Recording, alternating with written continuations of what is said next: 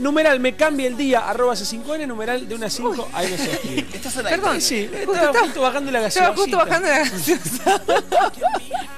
Bueno, vamos a pasar a presentar a nuestros invitados que ya están con nosotros. Un fuerte aplauso para la señorita Luli Drozde, que se vino Tan esperada, tan esperada. más linda que nunca. Qué bien que la pusieron al lado mío. Sí. Ay, bueno. Hacía mucho que no venía, estábamos esperando. Tuvo un largo verano por delante. Un largo verano y estuviste accidentada que no llegaste, te quedaste en la ruta por ahí.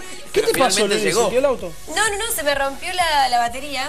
No me encendía. Esperá, igualmente vimos, me mandaron el video, había 500 tipos tratando de arreglar el auto a... Te digo Y que- obvio, No, escuchame. lo que pasa es que justo, bueno, vi del Claro. gimnasio, salí del gimnasio y me fui con una amiga a comer. Sí. Entonces fuimos al supermercado a comprar comida, no sé qué, y cuando vamos a prender el auto, no Dejaste la arrancaba. batería, claro. Imagínate que yo no entiendo nada de autos. Y en eso, claro, digo, ¿qué pasó acá? ¿Qué hago? Llamo al del seguro, me dice, che, estoy en un boliche. ¿Quién, el del seguro? Claro, estaba ¿Tu en el productor? after, estaba en el after office a las 9, 10 de la noche.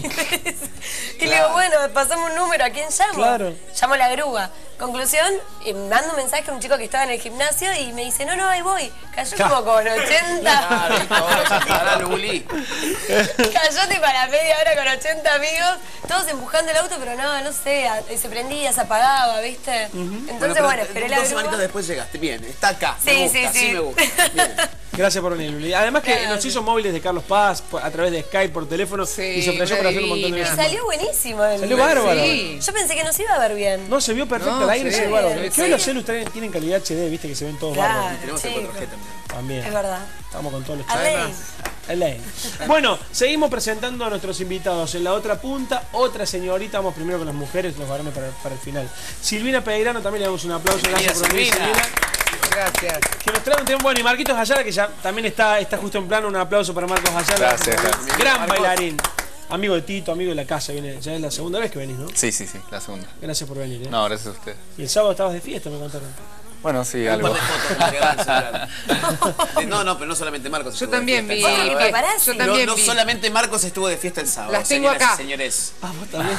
Ojo, Tengo acá. depende de cómo esta entrevista vaya fluyendo, Exactamente. puede que estas fotos se muestren o no. Pero digo, Exactamente. no solo Marcos Ayala estuvo de fiesta. ¿Vos también tuviste de fiesta en la Salle? No, señor, yo en este caso no estaba trabajando en Paraná. Tito estaba de fiesta el Yo sábado. el sábado estaba de fiesta. Ah, ¿viste? Y estaba en un boliche y me llegaban fotos de otra fiesta. ¿A vos te llegaron fotos con un sombrero también? Fotos con sombreros, gafas y ponche. Sí. Ese ponche. Y con un señor con una camisa colorá. Colorá. Colorá. Dos señores de camisa. Sí. Muy Bueno, bailarines. chicos, el fin de semana hay que disfrutarlo. Trabajamos toda la semana, tenemos que ir de fiesta. Es más, tengo una Obvio. foto que se titula Fiestón. Fiestón, es verdad. Imagínate. Titulada. No se puede mostrar al aire. Imagínate. Vamos a evaluar, vamos a ver. ¿Eh? Bueno, listo. Yo tiré la cosita, ¿viste? ¿Qué pasó, No me Emilio? conviene a mí. ¿Usted estaba en esa fiesta, Livio? Yo sí, un abrazo grande al cumpleañero, al doctor Adrián Mobilia, que nos invitó. Estaba Sí, justamente tal acá cual. también. No, a ver, le decimos a la gente, estábamos poniéndonos de acuerdo a ver si nos juntamos. Yo estaba en un boliche, yo estaba en una fiesta y nunca llegamos, porque No. estábamos lejos. Estábamos todos lejos, Pero bueno, nos pasábamos fotos A de mí La me Salle estaba de aviso. joda en Paraná. ¿Y porque estabas en Paraná vos? La Y yo Salle hice estaba- un pijama party, chicos, el sábado. ¿cómo Pijama invitaste? pa. A esta edad sigo haciendo pijama party. ¿Cómo fue? ¿Solo ¿Cómo me mujeres? invitaste? Y todas mujeres, sí. Ah, todas mujeres. Sí, todas ¿Cómo se hace un mujeres. pijama party a esta altura de la vida? Hagamos uno acá. No, nos juntamos ¿Cómo a Ponen una cenar porno, y- llevan No, ¿Viste? Porque no. antes miraba, no sé, el exorcista en el pijama party. Reunión de tupper sex Claro. hacen. Vimos Sex on the City. Claro, ¿qué se hace en un piso? Toma. Nada, charlar, sí, tomamos, comimos, charlamos. Nos quedamos hasta como las 5 de la mañana. ¿Todas en charlando. pijama? Todas en pijama. ¿Era pijama o Con bolsa. tanguita? No, pijama ositos o corazoncitos o florcitas en su defecto. ¿Esa era la temática? Era la temática. ¿Y tenían bolsas de dormir o dormían como No, en colchón. La chica de la que puso la casa, digamos, mi amiga, re bien. Puso un montón de colchones, todas cómodas, con cada una con un almohadón diferente, así que re bien. Mira vos. Hay que hacer, Bueno. hay que invitar cuando hagan, ¿eh? Che, chicos, nos metemos con Silvina, que nos vino a hablar de un tema que es bastante particular, es de la asistencia sexual a personas discapacitadas. Sí, bueno, es una propuesta mucho más amplia que esto, pero específicamente esta temática de la asistencia o el acompañamiento sexual a personas o parejas como nos gusta, como preferimos nosotros. Este colectivo de personas con discapacidad prefiere autodenominarse personas con diversidad funcional. En este marco, digo, surge hace... Bueno, nuestra experiencia de Sex Assistance surge hace más de 4 años en España, en Barcelona, ciudad donde viví casi 10 años, y hace aproximadamente 2 años estamos empezando a intentar trasladar esa experiencia de Barcelona, que inclusive tiene otras experiencias previas en otros países europeos, bueno, digo, traerla a la Argentina y poder propiciarla ¿Y en aquí. qué consiste? Bueno, la asistencia o el acompañamiento sexual es un acompañamiento que no un direccionamiento de la sexualidad, de la vida afectiva, sexual, erótica de varones y mujeres con discapacidad. Sabemos que esto que ustedes estaban comentando recién aquí, ¿no? Este fin de semana yo salí, bueno, toda esta vida social que tenemos nosotros, quienes nos consideramos personas no discapacitadas, a muchas personas con discapacidad, que no todas, este ejercicio libre e independiente y empoderado de la sexualidad se les dificulta muchísimo. Cuando hablas de personas, claro, con diversidad funcional, muchas veces no tenemos en cuenta que la necesidad sexual también existe y en cierto modo hay que canalizarla por un lado, porque es una necesidad que tiene el ser humano en sí, por más que tengas diversidad funcional o no. No, inclusive desde la diversidad funcional. Nosotros trabajamos desde la propia riqueza que ofrece la diversidad, en este caso la diversidad funcional o la discapacidad, y entonces por eso propiciamos un espacio equitativo. Creemos firmemente que la sexualidad es un espacio de equidad, de encuentro con uno mismo, con un otro, y que la sexualidad tiene mucho más que ver con los deseos que con las necesidades. En general tendemos a creer que las personas con discapacidad son seres asexuados, dependientes, claro, minusvalizados en sus deseos. Por eso hablamos más de necesidades que deseos. Hay todo, a ver, ¿cómo hace la gente cuando se quiere contactar con Sex Assistant? Y en este caso, si hay alguna no sé, pauta, no me gusta, me sale traba, pero no es la palabra traba, sino como que hay alguna restricción, diríamos, dentro de la diversidad de discapacidades. ¿Qué hay? No, justamente la restricción ya para estos servicios restrictivos y segregacionistas existen. Nosotros lo que propiciamos es la figura del asistente o del acompañante sexual, que son 2 roles distintos pero que pueden complementarse. ¿El asistente es el que acompaña a las reuniones sociales, por ejemplo? No, esto es, digamos, tiene asistencia que ver sexual. Claro, tiene que ver con un acompañamiento sexual, erótico, afectivo, que no siempre es genitalista. Está bien, pero a ver, cuando vos me decís, para que me quede Yo no claro el entiendo, concepto, ¿tienen relaciones, por ejemplo? el tema es, cuando, digamos, una persona contrata a el asistente, ¿va directamente a tener sexo con la persona? Bueno, por eso digo es que esto es una concepción mucho más amplia de lo que es la sexualidad. No simplemente es hacer el sexo, sino crear el sexo, que es mucho más amplio. Entonces, cuando uno crear el sexo es tener, por ejemplo, un pacto, un acuerdo entre 2 personas adultas, una de ellas con discapacidad, que se eligen previamente y acuerdan tener una unión, un encuentro del tipo que fuere, porque no todos necesitamos justamente esto de pensar el sexo a través de la genitalización.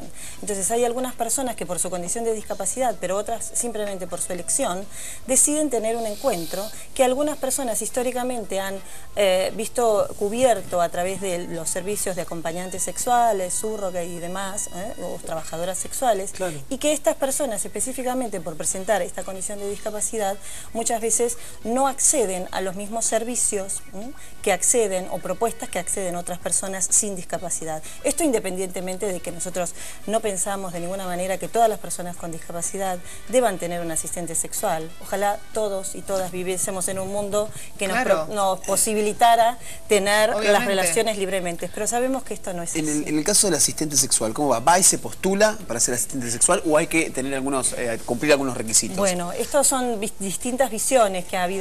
La asistencia sexual, se imaginan que no la hemos inventado nosotros, ¿no? En sexualidad todo está inventado, solo que va apareciendo por periodos. Nuestra visión es que la principal capacitación que tienen que tener un asistente sexual es justamente la condición de equidad, de respeto, de empatía con la otra persona, de ver a esa persona como un par, en este caso un par con una diversidad funcional, pero que prioritariamente va a cubrir y va a pactar previamente sus deseos, qué necesita, qué desearía, qué fantasearía. Esto de aunar el placer, el deseo con la discapacidad, son dos construcciones tan rígidas que nunca se han unido y que sin embargo se pueden unir, como les decía antes, por este espacio equitativo que es la sexualidad. La sexualidad no tiene esta condición de discapacidad. Yo tengo un amigo discapacitado que cuando él necesita, llama a una trabajadora sexual y tiene relaciones sexuales con es lo mismo. Bueno, nosotros desde Sex Assistant estamos iniciando acciones mancomunadamente con la asociación AMAR, la Asociación de Mujeres Meretrices de la Argentina. Son mujeres que realizan un trabajo sexual independiente, asociadas a su vez con la CTA. Esta es una instancia, es decir, apelar a aquellas trabajadoras que históricamente han cubierto ese rol que nadie ha querido cubrir. Claro. Porque parece que la mayoría de las prostitutas acceden, o trabajadoras sexuales, acceden a ir a un... Claro. O sea, es lo mismo, para ellas no discriminan a una persona discapacitada. Bueno, muchas de ellas sí, otras no, y también hay un área específica, que no especial, que hay que poder abordar. Es decir, algunas personas, por ejemplo, pensamos en una persona con síndrome de Down, claro. No quiero puntualizar en las patologías. ¿No? En síndrome de Down, son personas que por ahí tienden a generar un afecto, un lazo, un vínculo muy grande con las personas que ven periódicamente. Si yo con síndrome de Down veo a un asistente sexual periódicamente, se puede llegar a generar en mí un amor, un sentimiento de amor hacia esa otra persona. ¿Esto no puede llegar a afectarlo? Y sinceramente lo que más afecta a las personas es la falta de libertad a la hora de ejercer sus derechos sexuales y reproductivos. No, obviamente, pero a ver, ejerce su derecho sexual. Ahora, ¿qué hacemos con este sentimiento que parece puede llegar a generar? En principio nosotros lo que decimos es que hay que poder romper con este estereotipo de las personas con discapacidad intelectual como seres amorosos. A ver, todos somos seres amorosos. No, pero digamos, este prototipo, esta arquetipación que se hace de las personas con discapacidad intelectual. Bueno, me retracto, lo planteo de nuevo. Entiendo lo que me decís, pero forma parte de nuestra humanos, como propuesta. Seres amorosos. A ver, tengo un asistente sexual. Si me permitís, ¿Se me puede llegar a generar algún sentimiento? No es una ¿Cómo anécdota, lo manejan a eso? No es un caso, es una historia real, es una biografía sexual de una persona, pero podría ser de tantas otras personas, en este caso con síndrome de Down. Una madre se acerca a una trabajadora sexual y le pide si pudiese atender a su hijo con estos términos.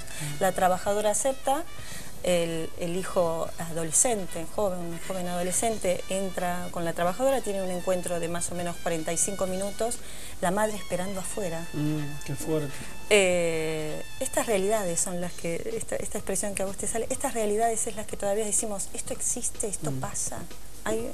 Igualmente, sí, como que llama la atención cuando no debería llamar la atención en realidad. Claro, todavía nos parece, la discapacidad nos parece la otredad, lo desconocido. Los otros son los discapacitados y les pasan cosas. Quiero que sí, la madre. Igualmente seres amorosos, las personas con síndrome de Down, nosotros todos somos seres amorosos. Que ellos tengan, que vos decís, se estereotipan como seres amorosos. Y es buenísimo que sean seres amorosos. Y me encanta que puedan expresar su sentimiento de una manera mucho más pura y sin tabúes en ese sentido. Lo que no me contestaste la pregunta es qué pasa si se genera esa relación. Por eso, entonces, para terminar el relato que les había iniciado, al salir el joven y la trabajadora le dicen a la madre pregunta, ¿qué hizo? Claro. Entonces la chica le dice, no hizo nada, estuvo toda la hora abrazado a mí. Y eso que para nosotros es no hacer nada en el sexo. Para él es mucho. Para él y para muchos de nosotros, que si supiésemos vivir la sexualidad, por otro, erotizar todo nuestro cuerpo y no solo... Conseguir un abrazo, por ejemplo. No considerar el sexo como la penetración y sí el sexo como el cariño y la contención. Sí, parte de esto, ¿no? La sexualidad es ese abanico tan amplio del que utilizamos solo un segmento, en general relacionado con una cultura falocéntrica, reduccionista, genitalista. Y porque aquí, venimos de una sociedad, o sea, en realidad la sociedad es fálica. Sí, estamos acostumbrados a eso. Desde el humor hasta las charlas cotidianas, absolutamente todo. Y estas personas no están ajenas a esto. Nosotros los degenitalizamos, los angelizamos, los volvemos seres de otro mundo, por eso pensamos que son criaturas especiales, seres especiales, que no tienen, y en esa concepción angelical, nada más ni nada menos que le estamos abyectando, les estamos quitando. Entonces viven la sexualidad de otra manera, más allá de la genitalidad y de lo propiamente dicho. Personas, digamos, nosotros no hablamos de los discapacitados, hablamos de personas con diversidad funcional que cada uno, más allá de su discapacidad, tendrá un deseo, una fantasía, un vivir su sexualidad de manera libre e independiente. Ahora, Silvina, si nosotros pensamos que esa criatura que estuvo abrazada con la prostituta y la mamá estuvo esperando, bueno, ese joven, después le pide a la mamá volver a ver a esa trabajadora sexual. Y después le pide volver a ver a esa trabajadora sexual. A esa puntualmente, ¿no? Y después sigue, o sea, como que genera un vínculo. Y no estamos hablando de penetración, estamos hablando que tal vez toda la hora él pasa abrazado a esa trabajadora. ¿Cómo se maneja la cuestión del enamoramiento? Esa es lo que iba yo con mi pregunta. Con sí, la trabajadora sexual. Es una de las 4 o 5 preguntas del millón que todos imaginamos qué pasa con esto, ¿no? Claro, porque ¿qué pasa por ahí, con estos vínculos afectivos? Pasa lo que pasa con los vínculos afectivos de las personas en general. Pero nosotros somos conscientes al contratar a un asistente con sexual. Discapacidad también, porque si no fueran entre comillas conscientes, si no podríamos hacer. A ver, yo lo puedo pasar en limpio un minuto. Yo te entiendo lo que me preguntas, pero quiero decir, es importante decir que aquí nadie somete al otro. Sí, o sea, yo desde el momento que estoy contratando a alguien, ya sé que no lo someto, pero lo que voy. Yo de antemano soy consciente, yo, sin discapacidad, en ese sentido, ¿no? Que estoy contratando a alguien para satisfacer un deseo, una necesidad sexual de un discapacitado, ¿ok? Esa persona puede saberlo o no. Ahora voy, involucramos sentimientos. Entonces, ¿dónde está ese punto? Por eso hablaba de la necesaria empatización con el otro. Empatiza con el otro, pero estamos jugando por ahí un poco con los sentimientos de la persona discapacitada. Mira, en definitiva jugamos con los sentimientos de las personas al momento de pensar que por presentar una discapacidad les quitamos la posibilidad equitativa de ejercer su sexualidad. No estás contestando lo que estamos entendiendo. Sí, yo los estoy entendiendo. Tal vez lo que hay que poder revertir y comenzar a preguntarse es qué entendemos por sexualidad. Yo hubiera sensualidad, sea genital o no. A ver, hablo de lo sentimental. Yo te pregunté las dos cosas. Si la persona se junta con la misma trabajadora sexual o con la misma persona que se contrata para que lo asista, no importa cómo, si lo asiste para tener sexo, como bien explica la palabra, con penetración, si lo asiste para darle un beso, si lo asiste para abrazarlo, si lo asiste para sentarse y charlar, si lo asiste para mirarse nada más, no importa cómo lo asista. El tema es, nosotros estamos acostumbrados a que nos relacionamos y uno sabe, bueno, te rechaza, no te corresponde, es un amor correspondido, bueno, listo, chau. Ahora, cuando la persona está involucrada sentimentalmente porque se enamora o porque lo pone en un lugar muy alto idílicamente, y más siendo que son sentimientos más puros. Porque son exactamente, porque son sentimientos. Yo he trabajado en jornadas con chicos especiales, con chicos exactamente con que no quiere verlo más o que yo no tenga más plata para pagar un asistente sexual. Yo he trabajado con chicos con discapacidad y en este caso efectivamente con chicos de síndrome de Down puntualmente, y he trabajado cuando tenía 15 años, estamos hablando hace 20 años, y hoy los veo y me reconocen y me dan el mismo amor que me daban hace 20 años, ¿entendés? Como que no se olvidan, como que es una pena que eso siga pasando. Es una pena que nosotros no podamos hacer que estas personas puedan tener una afectividad mucho más independiente. Por eso son seres independiente pero paga, eso voy. No, independiente pero paga, claro, es bueno, pero hablamos de sentimientos. Una cosa es lo sexual puramente genital. Voy yo, pago una prostituta, tengo sexo y me voy. De todas maneras habría que... ¿Qué haces? Yo vuelvo a la base, digamos, ¿qué es esto de enamorarse, ¿no? Evidentemente una persona que ha sido privada de cualquier contacto corporal, sexual y afectivo y de repente tiene un contacto con una persona, seguramente no va a tener la experiencia previa que cada uno de nosotros tenemos. Pero por otro lado, más allá de este temor que tenemos nosotros a que se enamore, como lo formulan ustedes, la verdad es que hay muchas personas con diversidad funcional que hoy darían mucho más de lo que nosotros pensamos, aunque más no sea por correr ese riesgo de equivocarse, de que a todos nos ha pasado, que nos por hemos eso, enamorado se genera y no una hemos contención, tenido... se enamora, no es correspondido, eso es lo que te estaba preguntando. No, es que no siempre hay este enamoramiento ni esta fase idílica. No, claro que no, pero puede pasar. Los varones y mujeres, porque estamos hablando, parecería que solo es un servicio o una propuesta para hay varones para también asistentes. Propiciamos que haya varones, propiciamos que también se contemple la diversidad sexual dentro de la diversidad funcional. Quiero decir que estas personas pueden tener y deben tener una capacitación previa. En el caso, por ejemplo, que se produzca el encuentro. enamoramiento, ¿cómo actúa ese asistente sexual? ¿Sigue el juego o trata de frenarlo a Desde esta persona con en diversidad funcional? En principio nosotros lo que decimos es que los asistentes sexuales no son parejas afectivas. Entonces es importante tener un marco de referencia y por eso es tan importante hacer un acuerdo previo. Luego, como se manejan relaciones humanas, relaciones entre dos personas, hay cuestiones que nunca vamos a terminar de poder encuadrar del todo. Nunca puedes decir hasta aquí sí, hasta aquí no. Pero sí se marcan unas pautas previas que al no cumplirse, y sobre todo cuidando a las dos partes, porque parece que solo cuidamos a la persona con diversidad funcional. ¿Y cómo hacen para regular las pautas si se cumplen o no? Es un acuerdo previo entre dos personas adultas, que a la vez, si estas dos personas adultas que tienen ese encuentro desean o necesitan un acompañamiento de un equipo de profesionales, también lo tienen. Y en el caso de la gente que no puede razonar por sí sola, por ejemplo, como estaban hablando los chicos con gente de discapacidad mental, con síndrome de Down, bueno, ¿quién regula? Porque sí, puede ser otro, porque en la intimidad en realidad es una relación de dos personas. Esta palabra que has dicho, creemos nosotros que es la clave. La intimidad es una clave, es un encuentro entre dos personas. Y nunca, y lo demostramos todos nosotros. O sea que las pautas no se pueden medir, porque es un encuentro entre dos. Hay unas yo, por pautas, ejemplo, en la habitación le digo mínimas, te amo, y no sé si el asistente me va a contestar yo también o no. Y si voy a generar falsas expectativas en el otro no. A eso voy. Ustedes como empresa no lo pueden regular. No, bueno, en principio nosotros no somos una empresa, no, porque es importante también decirlo, quiero decir, nosotros no somos una empresa, somos una agrupación que milita no solamente por la asistencia sexual, sino por el marco más amplio, que es el de los derechos sexuales y reproductivos de las personas con discapacidad.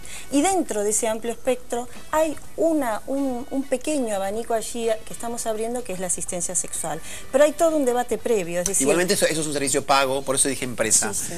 Pero que no brindamos nosotros, quiero decir. Es un servicio o una propuesta independiente de personas que en alguna instancia nosotros capacitamos y que luego ejercen este trabajo. O sea que tampoco el tema de económico no está regulado en ese sentido. No, o hay tarifas. Desde luego que lo que nosotros propiciamos en alguna instancia es que se pueda regular la figura del asistente sexual, entre otras cosas para evitar algunas figuras que no se relacionan en nada, como es el proxenetismo, como es la trata de personas, como es el abuso que se supone se realiza en función de las personas con discapacidad. Y en cuanto a la sanidad sexual, en cuanto a las enfermedades de transmisión sexual, ¿son todas personas, los asistentes sexuales que están controlados en ese sentido? ¿Se hacen los chequeos previos? Estas son las pautas básicas, que no mínimas, básicas de cuidado, de respeto, que les comentaba antes. Estas pautas en general no se dan. A nosotros recibimos, digamos, a diario cantidad de correos en los que tanto las personas con discapacidad como sus familiares, como profesionales que trabajan con ellos,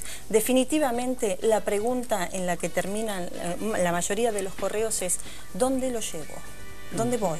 Y hoy en la Argentina este espacio no está cubierto. Entonces el juego lo cubrimos desde la seguridad, por ejemplo, que ofrece una salud sexual que acompaña necesariamente cualquier relación, lo cubrimos desde el respeto o dejamos que estas personas, digamos, puedan someterse a situaciones que para nada, les diría, no quisiera apelar al lagrimal, pero sí que son situaciones que ponen en riesgo la vida de muchas personas con discapacidad, sencillamente por buscar una opción que no esté regulada. No, y además que como sociedades no les ofrecemos, porque no solamente no es que no les ofrecemos la figura figura del asistente sexual. No les ofrecemos una ciudad accesible para que puedan salir y tener estas relaciones que ustedes contaban antes. No les ofrecemos una educación sexual integral adecuada y adaptada a personas con diversidad funcional. Hay mucho otro debate previo. Y cuando tenés cuando no sé, como si se anota la persona que requiere el servicio en la organización, no sé cómo se realiza. ¿Cómo funciona? Claro. Bueno, esto nosotros realmente esto no es un proceso tan lineal. En Argentina todavía no hemos logrado comenzar a hacer rodar esta propuesta. No, como verán, aquí hay de por medio muchísimas pautas que tienen que ver con lo moral, con lo... No se trata de pautas morales, o sea, a lo que voy, más allá de que Europa sea una sociedad mucho más abierta, pero en lo social sí. Pasa por una cuestión de sentimientos de personas discapacitadas.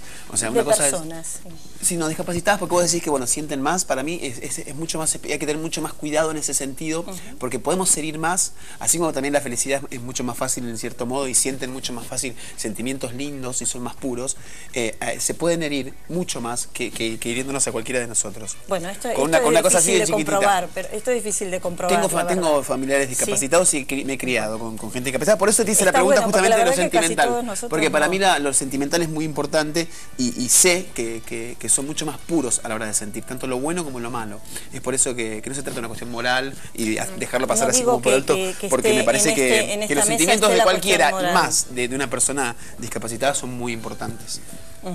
Bueno, entonces digo que la cuestión moral está en esta sociedad argentina y se repiten las mismas pautas a favor y en contra que las sociedades belgas, que la francesa, que está dando el debate hoy de legislar o no la figura del asistente sexual. Esta visión cosmocentrista que tenemos de las personas con discapacidad y de su sexualidad, se da el mismo debate aquí hoy que hace 30 años en Suiza, por ejemplo. Los que están a favor por las mismas pautas que los que están en contra, aquí y en otros países, principalmente como dijiste vos, es una necesidad sexual, es algo que todos lo tenemos. O sea, sexualmente todos tenemos que ser activos en ese sentido y poder ejercer y vivir nuestra sexualidad. El debate aquí, lo que se genera es la cuestión sentimental, en cuanto a una asistencia reiterativa con una misma persona y que eso genere confusiones sentimentales en una persona con discapacidad. A eso iba mi pregunta y a eso creo que fue lo que se le enfocó el debate y yo todavía siento que no me diste una respuesta como muy clara, pero bueno, es algo que se tendrá que seguir debatiendo y ver de todas maneras no es una respuesta que yo pueda darte cerrada, esto es en general lo que no, cerrada no, pero ¿qué hacen ustedes en el caso de que esto suceda? Está bien, lo que pasa es que no siempre suceden estas cosas. ¿Y cuando no sucede? Siempre sucede. No, porque además siempre focalizamos en qué pasa cuando estas personas, de verdad, cuando conocemos las relaciones desde dentro y entre comillas las normalizamos y pasan estas situaciones, ¿sabes lo que hacemos nosotros? Dotamos a esa persona con discapacidad de las herramientas necesarias como para no seguir dependiendo afectivamente de un asistente sexual, de una educadora, de un padre, de una madre. Para no seguir generando esa dependencia, ustedes dan herramientas. Exactamente, porque lo que no queremos es justamente que el sexo sea una terapia para las personas con discapacidad. Si para vos y para mí es sexo, para las personas con discapacidad también tiene que ser sexo. ¿Sí? Pero hablabas recién de una contención, de que se genera un clima mucho más amoroso, ¿no? Que no era solamente sexual. Si se quiere, en alguna instancia, lo que propiciamos es que la asistencia sexual no exista. ¿Por qué? Porque cuando no exista la asistencia sexual, no tengamos que preocuparnos por la vida sexual y, como vos decías, afectivas de las personas con discapacidad, tendremos una sociedad mucho más justa y más igualitaria de la que tenemos. Mientras tanto, tendremos que hacer que, por ejemplo, la asistencia sexual sea, si se quiere, un disparador a una vida sexual y afectiva independiente, en la que muchas personas, y esto sí son experiencias recogidas, realmente y comprobables, en las que muchas personas, digamos, tienen esta primera experiencia, a veces a los 40 años de edad, la experiencia del tipo que fuere, sexual, afectiva, erótica, amorosa, con otra persona, en este caso un asistente sexual, y a partir de allí descubren algo que a nosotros nos pasa casi de imprevisto. Tengamos en cuenta también que hay guías en cuanto a trabajos masturbatorios para con la persona, no solamente con síndrome de Down, sino también con otras discapacidades. Hablo con conocimiento de causa, o sea, uno puede guiar a la persona y enseñarle cómo masturbarse y cómo autosatisfacer sus necesidades sexuales, y después, bueno, podemos recurrir a una asistente sexual, una trabajadora sexual, pero no solamente, no es la única opción, digamos, sino también que la persona se pueda autosatisfacer. Es una de las funciones del asistente sexual, por supuesto. Responder no a todas, pero sí a las necesidades o a los deseos que esta persona tenga. Nosotros siempre ponemos el caso de personas que no tienen manos, que tienen amputados esos 2 brazos, ¿sí? A la hora de explorarse, no solamente para realizar una situación de autoerotismo, para orinar, para ir al baño, para lo que sea. Necesitan una mano que pueda hacer esa función que ellos no pueden. Lo que aquí empieza a entrar en una escala de valores distinto es si esa mano sirve para recoger, no sé, esta masita que está aquí, o si esa mano sirve para estimular los genitales de esa persona. Está bárbaro que los estimule. A lo que voy es cuando esa mano confunde sentimentalmente a la persona. Ese era mi punto. Pero está buenísimo que esa mano sirva tanto para la masita como para la masturbación. Ahora yo digo, esta entidad de empresa, no sé cómo se llamaría, funcionó en Barcelona, usted dijo. ¿Cuánto tiempo más o menos? No, nosotros también en Barcelona estaban pasando antes imágenes de la película de las sesiones. Sí. Una película que nos dio como una visibilización que nosotros nunca hubiésemos tenido. En el verano que yo volví a Argentina, esta película se estrenó. Recomiendo ver la película. No es lo mejor que se ha hecho, pero sí es lo que más nos ha servido para poder poner imágenes, dotar de palabras aquello que queremos decir.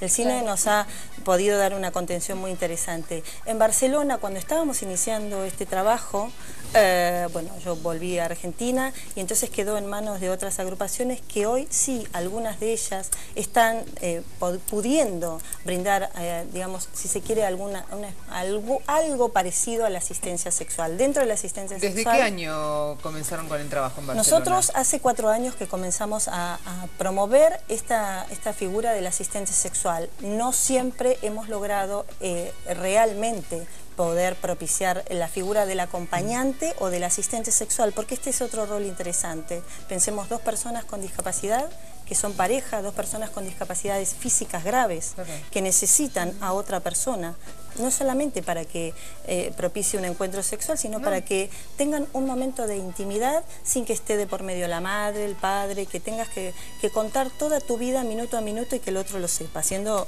vos una persona adulta, ¿no? Entonces ahí aparece un rol muy importante y que ha tenido, si se quiere, mayor aceptación socialmente, porque todavía trabajamos con la aceptación social, que es la figura del acompañante, que acompaña precisamente a esta pareja en sus momentos, como bien decías, de intimidad. Por eso yo preguntaba cómo fue la aceptación, si es que tuvo o no, cuál fue la respuesta, ¿no?, allá en Europa. Ya sabemos que es una sociedad mucho más frívola, por así decirlo, que nosotros. Abierta en ese sentido. Sí, más abierta. De hecho, hay entidades como, por ejemplo, TAI, que trata la bulimia, la anorexia, y la trata de una forma totalmente diferente a cómo se trata acá.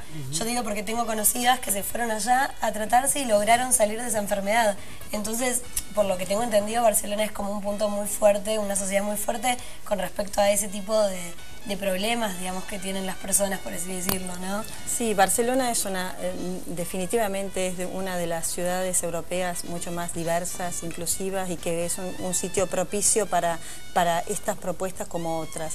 De todas maneras, la verdad es que dista muchísimo de ser el ideal que nosotros solemos pensar desde aquí, y creo que en esta instancia, desde Argentina, estamos propiciando, como a nosotros nos gusta decir, como unas batallitas muy interesantes en las que queremos que esta temática no sea solo una temática de los discapacitados, sus familias y sus instituciones. Queremos que sea una temática inclusiva, que nos interpele a todos y a todas como sociedades, porque mientras haya personas discriminadas por su condición, en este caso de discapacidad, que no puedan ejercer su sexualidad libremente, la sexualidad de todos nosotros está en juego, porque cada uno de nosotros nosotros, en alguna medida puede ser, o tener una discapacidad que me interesaría que en palabras claras y de manera resumida, por una cuestión de tiempos, saber cómo trabajan ustedes como organización, cómo se contactan con estos asistentes sexuales y cómo se los acercan a las familias. Bueno, nosotros tenemos 2 espacios en la red desde donde pueden contactar. Uno es Mitología de la Sexualidad Especial, que es un blog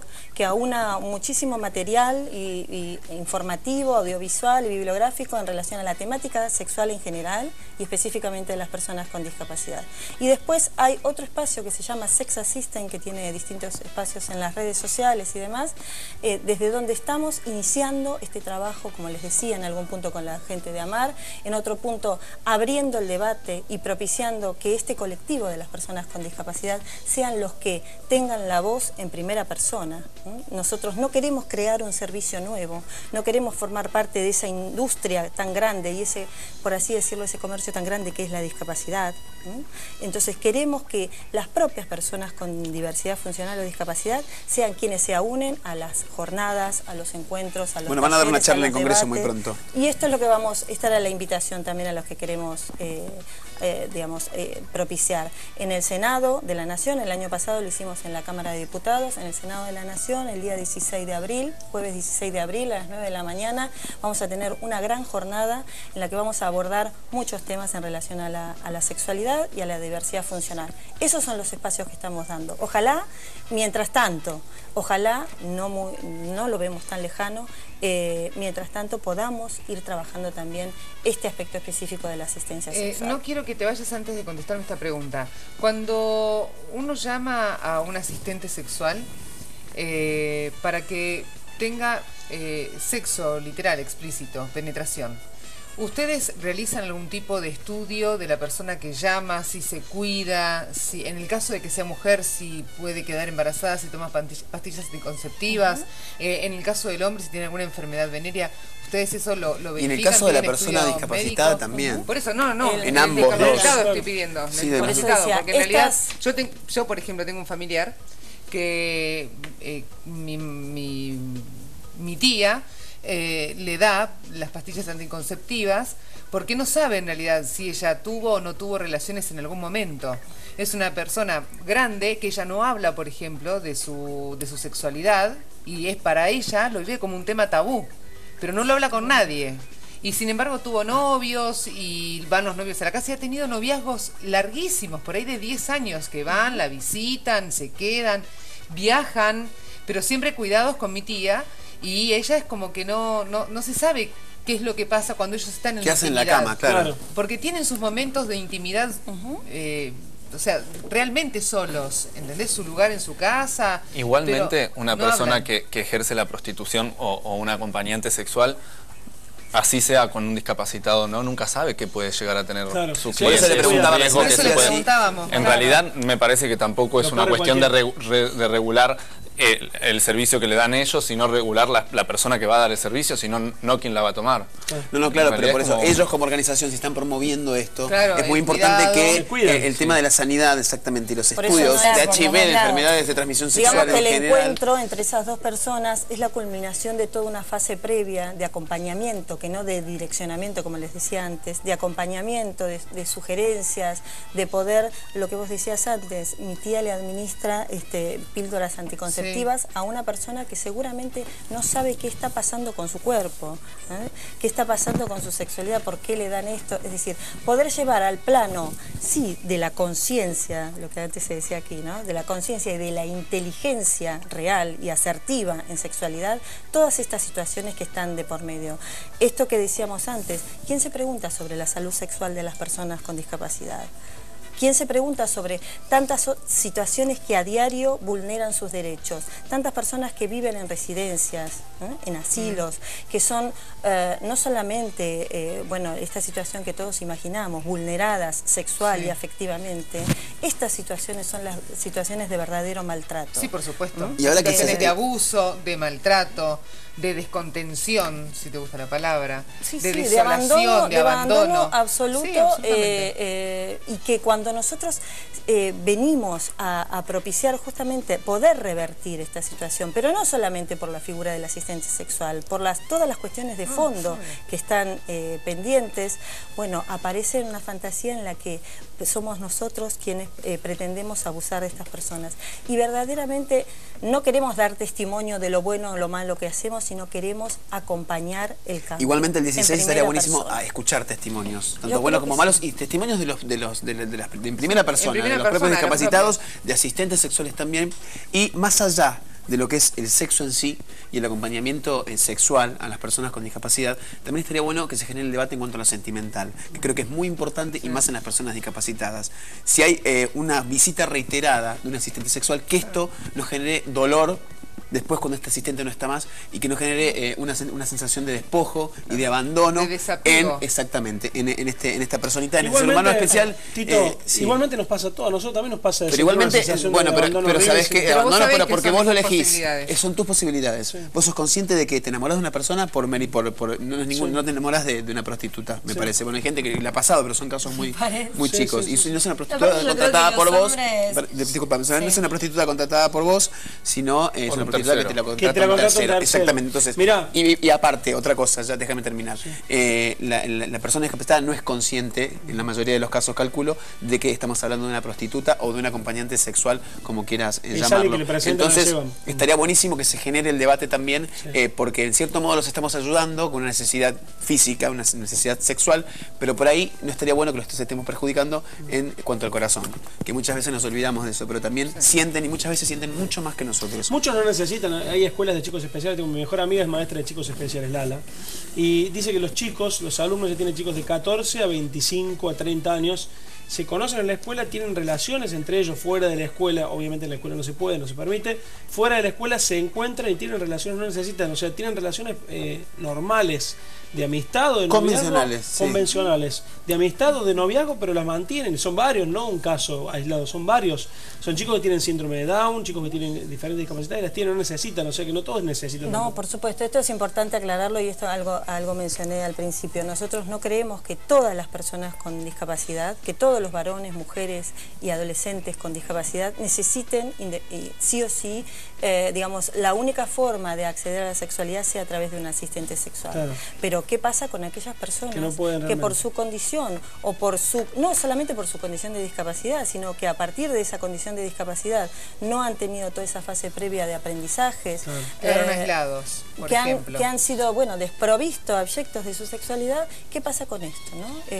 También es importante decirlo y no querría dejar esto sin volver a remarcarlo. Entiendo que no es un proceso, no es algo que pueda entenderse en su totalidad en una sola charla, por eso queremos propiciar el debate. Nosotros no pensamos de ninguna manera que la sexualidad humana esté separada de la afectividad. Por lo tanto, bueno, entonces eso es muy importante, el no dañar a la persona discapacitada. Pero yo nunca dije, pero digamos, esto es seguramente tiene que ver con, a lo mejor se puede regular las pautas previas a esta que decís. No, mi historia sexual la tengo muy en claro, no tengo ningún problema. A ver, estoy hablando de personas discapacitadas. No, yo estoy hablando de personas, y esa es la de personas, pero de personas que no pueden decidir por mérito propio. A eso voy. ¿Eso quién lo dice? ¿Cómo quién lo dice? Sí, ¿quién lo dice? ¿La persona decide que va a contratar a una prostituta para que lo masturbe? No, eso lo decide su madre, su padre y ustedes. La persona no lo decide, porque no puede decidir. Esto es la visión que has aprendido o que te han enseñado de las personas. No es ninguna visión. No, a ver, no sé qué opinan ustedes. Lo que pasa es que es muy amplio, no sé qué opinan ustedes. Es muy amplio el tema de la discapacidad. ¿Cómo? Es respetable tu visión. Creo que es la visión que tenemos todos, no me equivoco. A ver, la persona no puede decidir por mérito propio. O sea, la persona discapacitada, vos te llama al asistente sexual y te paga todo. No, lo hacen sus padres, o sea, no es una decisión de tomar. Lo que pasa es que sí, ¿sabés qué le pasa a la mayoría de las personas con discapacidad? Lo que pasa es que nos estamos puntualizando justamente en una discapacidad donde la persona no pueda razonar. Pero a ver, los discapacitados más sexualmente activos son los chicos que tienen síndrome de Down, que tienen la sexualidad mucho más despierta que cualquier otra persona que tenga discapacidad. Está probado científicamente. Exactamente. Yo de verdad no sé de dónde, yo de verdad diría... No, eso está probado científicamente. Esto está probado científicamente. Sí. Bueno, es más, te lo dicen cualquier médico. Te lo dice Es así, por eso yo me centro en los chicos con síndrome de Down. ¿Sabés qué pasa? Lo que ha operado sobre los cuerpos de las personas con diversidad funcional y de su sexualidad... Pero Silvia, estás mal informando. No está bueno que digas esto, porque los chicos con síndrome de Down tienen una sexualidad mucho más despierta que cualquier otro ser humano. Entonces, no malinformemos, hablemos totalmente. Entonces, hablemos bien y hablemos con conocimiento de causa. Que quieras decir que pueda ser... Cuando, digamos, utilizamos las opiniones subjetivas... Yo soy un médico ahora y te va a decir lo mismo que yo. Cuando utilizamos las opiniones subjetivas para decir que esto es un criterio médico, justamente el criterio médico rehabilitador es el que ha entorpecido cualquier sexualidad placentera de las personas con discapacidad. Desde el momento que yo hablo de lo sentimental, dejo de lado cualquier criterio médico. Estoy hablando en no lastimar a los discapacitados a través de una práctica reiterativa. No, hablo en general. Mi experiencia no tiene absolutamente nada que ver. No, mi experiencia no tiene nada que ver. Pero de todo lo que te pregunté no me contestaste absolutamente nada. Punto número 1, me está faltando el respeto porque me está sobrando. Punto número 2, hay mucha gente que nos está mirando y que tiene estos problemas. Entonces, si venís a traer una propuesta seria, lo importante es que también des respuestas serias, porque con los discapacitados no se juega. Con el sentimiento de estas personas que no pueden decidir, déjame terminar de hablar, y con los sentimientos de estas personas que no pueden decidir por sí solas, tampoco se juega. Está bien, ¿Okay? está bien. Qué suerte que tenemos en esta sociedad personas como vos que pueden defender a las personas indefensas. Yo no digo que no los estés defendiendo, pero no me digas que no involucran sentimientos y no me digas que no tienen su sexualidad más despierta, porque no es así. No es así. Está bien. Seguramente vos tendrás hecho un ranking estandarizado de sexualidades. Mira, se lo puedes preguntar a cualquiera. De hipersexualidad. No, es así. ¿Quiénes son cualquiera? A cualquier persona que conozco, se lo puedes preguntar a un médico. Este proceso que realizás vos. ¿Desde dónde? ¿Con qué fundamentos? Fundamentame y argumentame por qué no tienen la sexualidad más despierta de un chico con síndrome de Down. La sexualidad de las personas con discapacidad, y solamente puntualizarla en esta arquetipación que vos hacés de yo lo estoy puntualizando en ellos porque síndrome de Down, es justamente la representación social que se tiene de las personas con discapacidad. Las personas con discapacidad son mucho más que personas con síndrome de Down, ¿sí? Es un síndrome. Nos focalizamos en eso puntualmente ahora. Ya sé que hay personas que no tienen un brazo, que no tienen una pierna. La discapacidad es muy amplia. Nosotros no nos focalizamos justamente en la patología. Esta es la diferencia. Nosotros no... O sea, lo así en general, no importan las particularidades. Eso es un servicio general. Nosotros no creemos que exista una sexualidad especial, en principio, ni mucho menos que exista una sexualidad del síndrome de Down, una sexualidad del ciego, una sexualidad del sordo, una sexualidad... No, igual empezaste diciendo que para vos la sexualidad era muy especial y que era muy importante tenerla... Ahora la estás como generalizando, la sexualidad. O sea, tu discurso es raro, empezás diciendo una cosa y terminás diciendo otra. No, yo creo que, sinceramente, lo que tenemos que tener en claro es que al momento de hablar de sexualidad, fundamentalmente hablamos desde la subjetividad. Y seguramente vos... Yo no hablo desde la subjetividad. Bueno, es imposible no subjetivar la sexualidad. Doy un ejemplo claro. No subjetivarla. Yo hago teatro, obviamente va mucha gente a ver obras de teatro. A mí me pasó de haberme encontrado con gente con síndrome de Down y que obviamente fue una vez, 2 veces, 3 veces y de verdad se generó un vínculo muy fuerte con ese tipo de discapacidades. Ahora, también fue una persona con otro tipo de discapacidades y no se generó ese vínculo particular. Por eso yo puntualicé en los chicos con síndrome de Down. Igualmente también lo que me parece es que la visión es como que sí o sí la persona con discapacidad o con una discapacidad tipo con un síndrome de Down, sí o sí tiene que tener sexo. Me parece que hay montones de personas que no tienen ninguna discapacidad y pueden vivir también una experiencia asexuada. Sí, cuando es una elección, en la ¿Y no por qué? práctica Pero si no pueden elegir, me estás dando la razón a mí. Bueno, es que definitivamente lo que queremos todos hacer es poder darte la razón. ¿Y no sería mejor? No se trata de eso, no me goces, no se trata de eso, pero me estás diciendo que no pueden elegir. Justamente ¿entendés? Me estás diciendo que no pueden elegir, entonces si no me decís que no pueden elegir y que deciden terceros por ellos, me estás dando la razón a mí. Yo no estoy diciendo eso. Esto es una pregunta, una respuesta. Chicos, ya está. Hasta acá llegué yo. Gracias por visitarnos. Sigan ustedes el debate. Lo que pasa que no me estás contestando. O sea, me estás gozando y no me estás contestando. La verdad que es un tema serio. Y esto es un debate. Si vamos a debatir así en el Congreso también, y tampoco nos vamos a poner de acuerdo y nunca vamos a poder legislar esto. No, a ver, es mi opinión.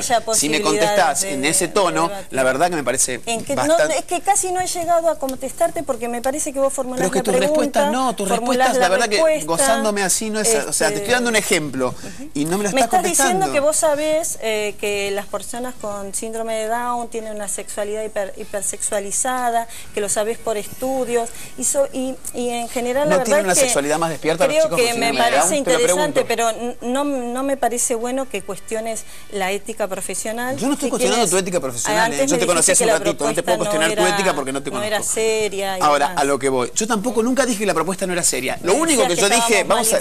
Puedo repasar, no, a ver, yo nunca te dije que estabas mal informado, o sea, está el tape, mañana te metes en YouTube y lo ves. No, lo que te dijo fue para ordenar un poquito este debate, para ordenar un poquito este debate es esto.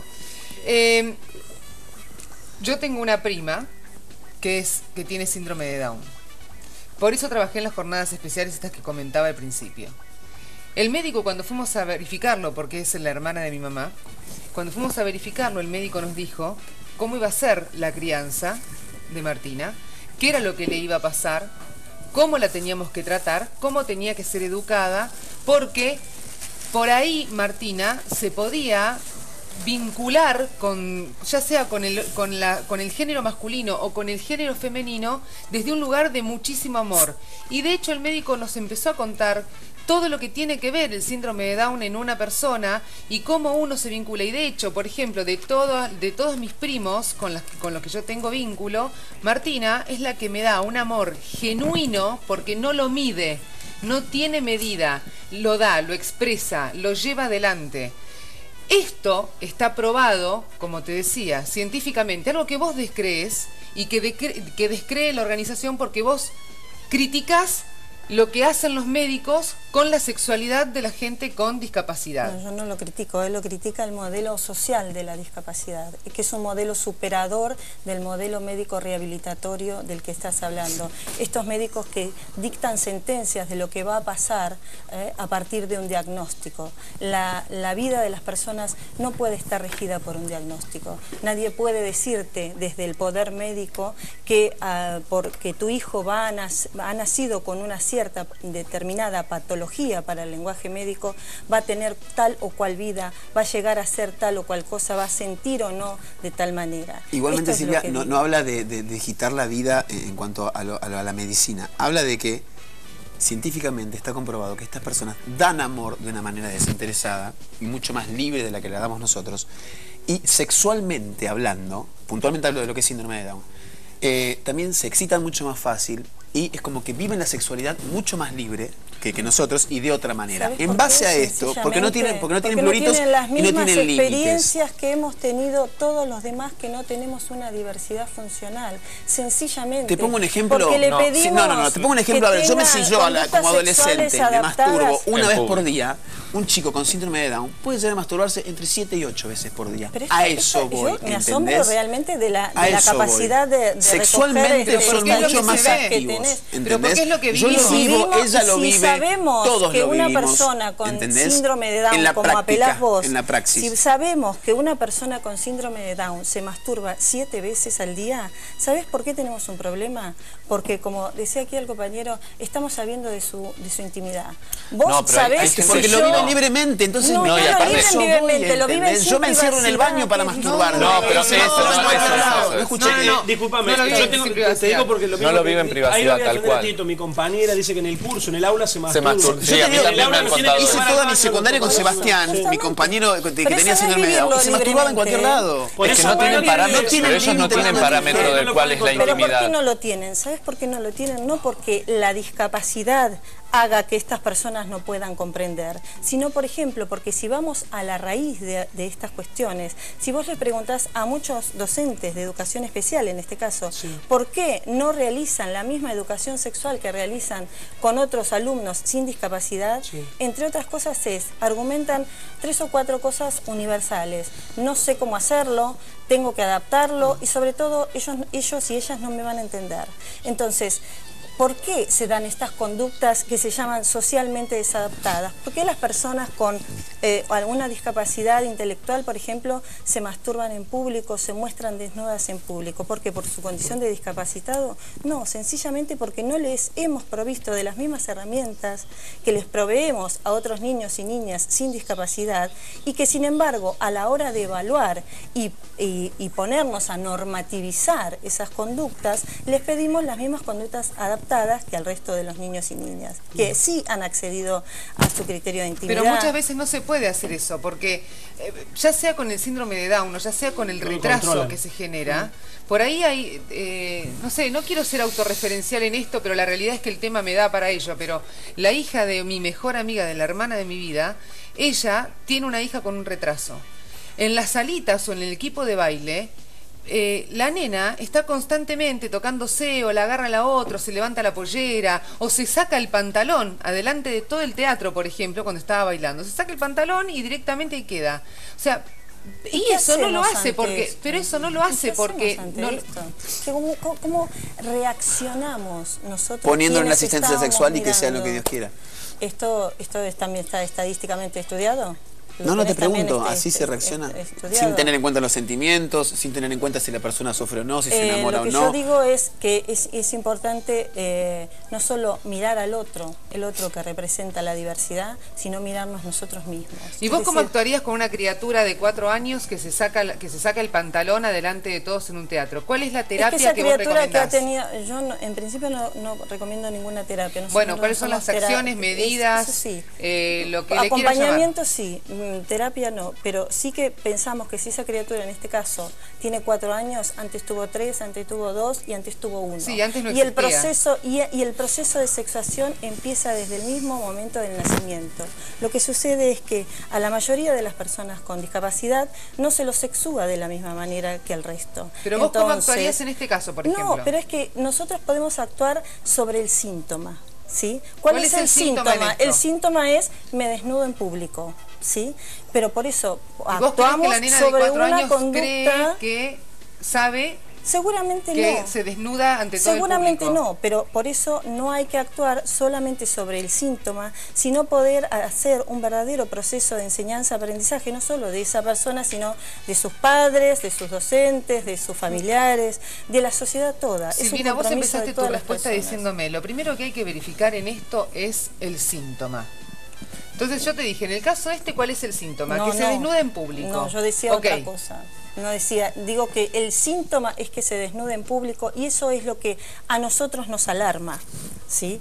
Eso es lo que nosotros creemos. ¿Cuál es el problema que tiene? Es como el motivo de consulta por el que vienen. ¿Y cómo solucionás el problema o cómo ayudás a que los padres solucionen el problema de la nena que se desnuda en público? Por ejemplo, con una verdadera educación inclusiva de esa niña, de ese niño, desde el minuto 0, que tenga la misma estimulación que tiene para aprender a hablar, para aprender a escribir, para aprender distintos... Claro, porque se hace tal cual. Eso, Claro, pero justamente eso. lo que pasa es que los aprendizajes en el terreno, suponiendo que fuera un terreno aparte, en el terreno de lo sexual, no van acompañados. ¿Por qué pasa, por ejemplo, que personas adultas finalizan todo un proceso de rehabilitación física, ¿sí?